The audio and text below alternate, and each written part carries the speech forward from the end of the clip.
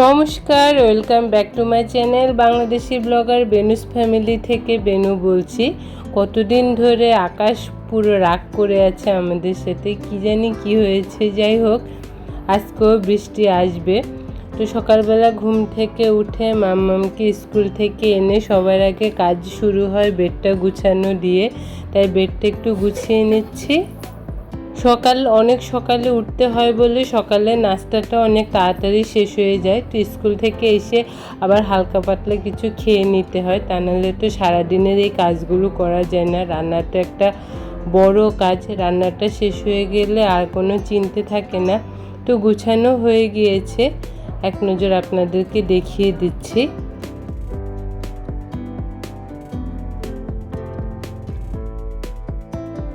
মাম্মামের school change করারও সময় চলে এসেছে। তো অনেক দিন ধরে চিন্তা করে একটা স্কুল চেঞ্জ করব। তো যে স্কুলে যায় লটারি বা অ্যাডমিশন টেস্ট দিতে হয়, মাম্মামকে যে স্কুলে দেব সেই স্কুলে অ্যাডমিশন টেস্ট দিতে হবে। তাই সকালবেলা রওনা হয়ে গেলাম, আবার দেখি বাইরে বৃষ্টি হচ্ছে।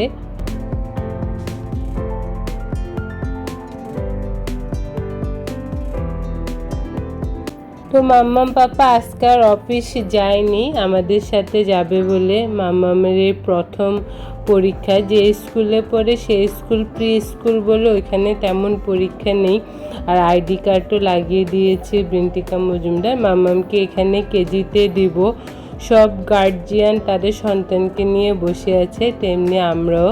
তো মাম্মাম কেজিতে পড়বে বলে কেজির লাইনে দাঁড়িয়ে পড়েছে। তো মাম্মাম স্কুলে যাওয়া আসা করে বলে ভয়টা কম পায়। অনেক বাচ্চারাই আজ খুব ভয় পেয়েছিল, তো মাম্মাম তেমন ভয় পাচ্ছিল না। যাই হোক, মাম্মামকে ক্লাসরুমে দিয়ে আমি আর মাম্মাম পাপা ওয়েট করছি মাম্মামের জন্য।